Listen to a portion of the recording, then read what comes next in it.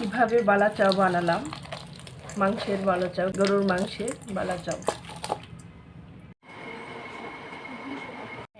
এখানে 6টা টুকরা মাংস নিয়েছি। এই মাংসটাকে পাতলা পাতলা করে কেটে পরিষ্কার করে ধুয়ে তারপরে আমি মেরিনেট করে রাখবো সব ময় মশলা দিয়ে।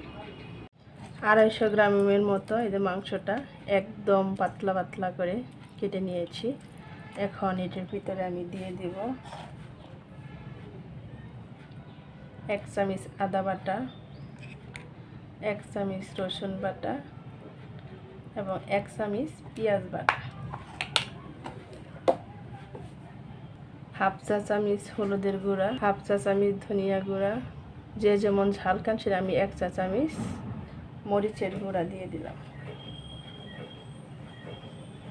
তারপর দিয়েছি জিরা গুঁড়া, গরম মশলা এখানে আছে, 1/2 চা চামচ লবণ। তারপর দিয়ে দেব 1 টেবিল চামচ সোয়া সস।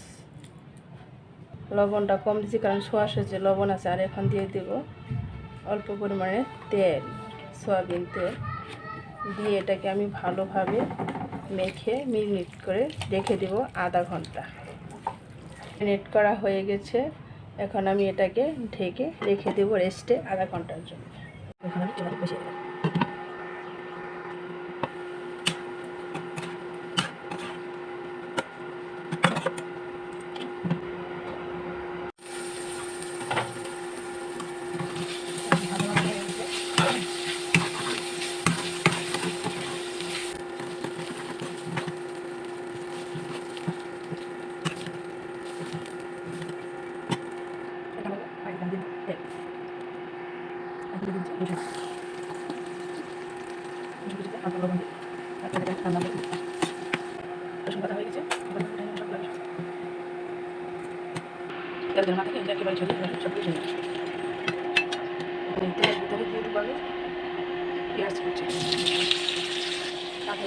লবণ, পেঁয়াজটা কমছি, বেরেস্তার মতো করে ভেজে নেব।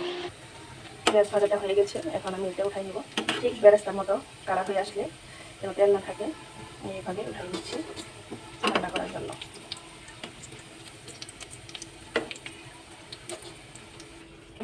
মরিচগুলো ভাজা হয়ে গেছে, একদম পারফেক্টভাবে ভেজে তুলে নিচ্ছি। তেল থাকবে না, তেল ঝরিয়ে নেব।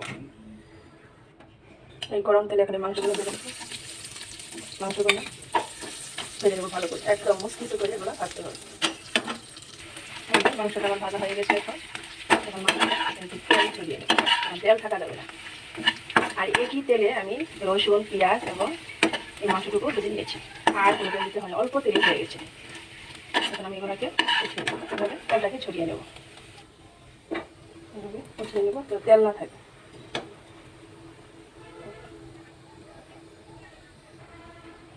মাংসগুলো ভাজা হয়ে গেছে, ঠান্ডা হয়ে গেছে। এখন আমি ব্লেন্ডার জারে উঠিয়ে এদিকে আমি ব্লেন্ড করে নেব। মাংসটা ব্লেন্ড করার পরে যেরকম হয়েছে একেবারে ঝুরঝুরা হয়েছে। এখন আমি যেখানে পেঁয়াজ দিয়ে দিচ্ছি, রসুন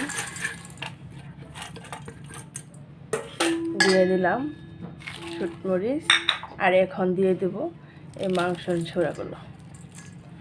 আর এটা এখন মিশ্রণ করে নেব। আর এটা খেয়েছেন, একবার খেয়ে দেখবেন, অনেক সুস্বাদু এবং মজাদার খাবার। এটা দিয়ে আপনি অনায়াসে গরম গরম 3 থালি ভাত খেয়ে উঠবেন।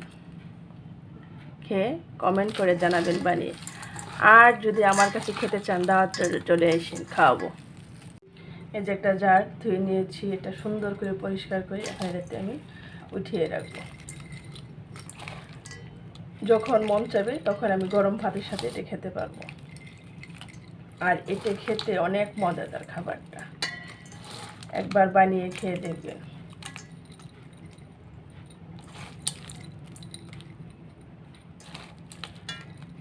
একদিন কষ্ট করলে 3-4 মাস বসে অনায়াসে খেতে পারবেন। যে কোনো জায়গা থেকে আসলে ক্লান্তি লাগবে তখন এটা বের করে এক পর্যায়ে ভাত রান্না করে খেয়ে নিতে পারবেন।